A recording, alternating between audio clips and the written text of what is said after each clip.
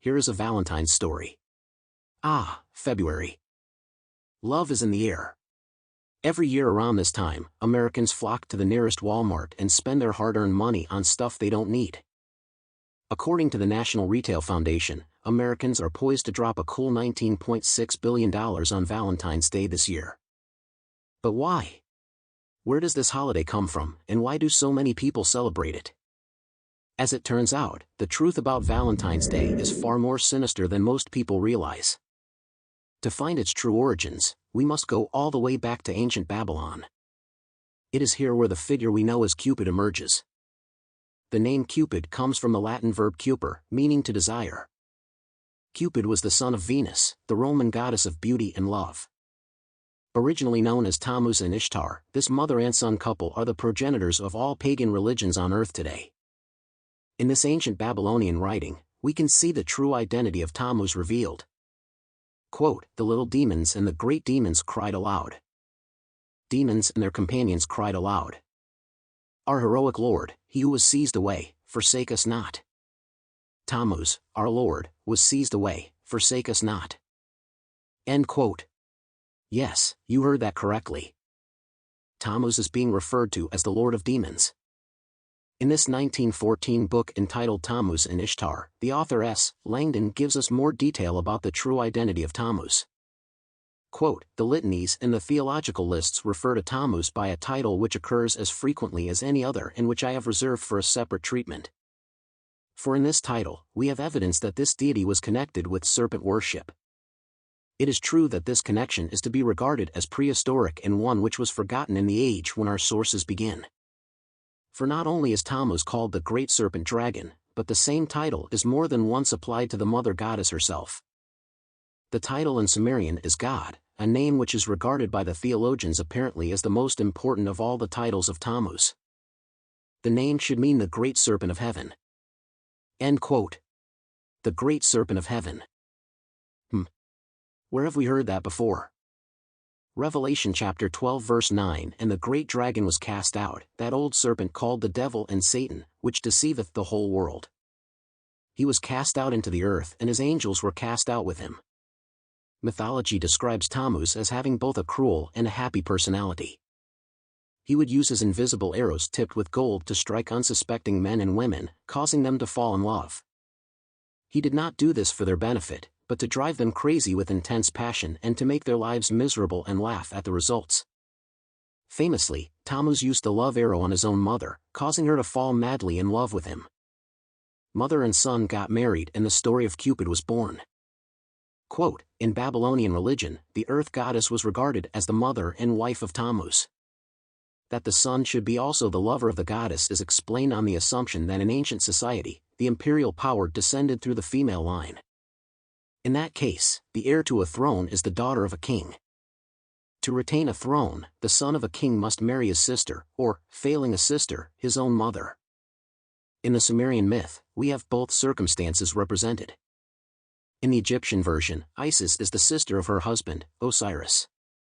In Sumer, the original myth represented the mother goddess as the mother of Tammuz." End quote.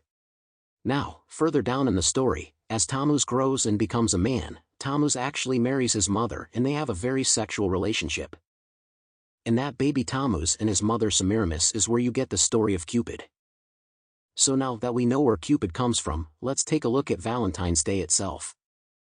The association between mid-February and romance goes back to a pagan festival known as Lupercalia, likely honoring either Lupa, the she-wolf of Rome who suckled Romulus and Remus, or Faunus, their god of fertility. The festivities began with an animal sacrifice, then the ritualistic slapping of young women with strips of the animal's skin and blood to bestow fertility for the coming year.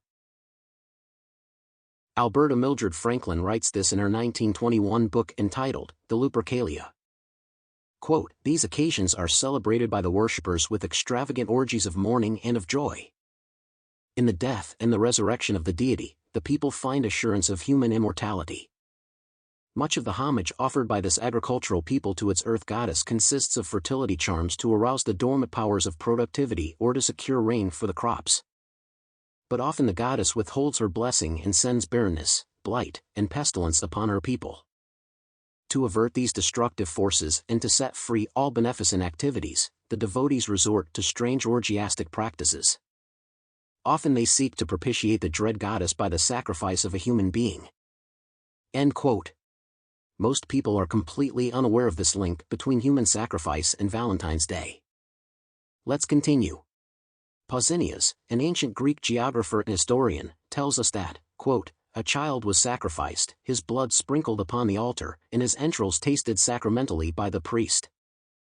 Thereupon, say the legends, he who had tasted the entrails was transformed into a werewolf for a period of 9 years. End quote. Werewolves, human sacrifice, incest and orgies. These are all reasons why we should avoid celebrating Valentine's Day. But we're not done yet. As mentioned, the Romans celebrated Lupercalia to honor the hunter god Lupercus. To the Greeks, from whom the Romans had copied most of their mythology, Lupercus was known as Pan, the god of light. The Phoenicians worshipped the same deity as Baal, the sun god. Baal was one of many names or titles for Nimrod, a mighty hunter, especially of wolves. Defying God, Nimrod was the originator of the Babylonian mystery religions, whose mythologies have been copied by the Egyptians, the Greeks, the Romans, and a multitude of peoples around the world. Under different names or titles, Pan, Lupercus, Saturn, Osiris, Timas, Nimrod is the strongman and the hunter-warrior god of the ancients. Now, let's move on to the heart symbol and why we associate it with Valentine's Day and love. The title Baal means Lord or Master and is mentioned throughout the Bible as the god of the pagans. God warned his people not to worship or even tolerate the ways of Baal. In the ancient Chaldean language, which is the original language of the Babylonians, Baal, which is similar to Baal, meant heart. So there you have it, historical proof that the holiday we know as Valentine's Day is nothing but an ancient ritual repackaged from modern times. In the 5th century, perhaps in an effort to Christianize the pagan festival, Pope Gelasius declared February 14th as St. Valentine's Day. As for the Real Street Valentine, there were reportedly several canonized by the Church. Legend has it that one Street Valentine, a defiant Roman priest, lived during the 3rd century AD under Emperor Claudius II. Claudius was an ambitious ruler. His battles required vast armies of men to abandon their young families for long periods of time, resulting in a military that was half-hearted and homesick. So determined was Claudius to stop love from stopping the will of his armies, he banned marriages altogether.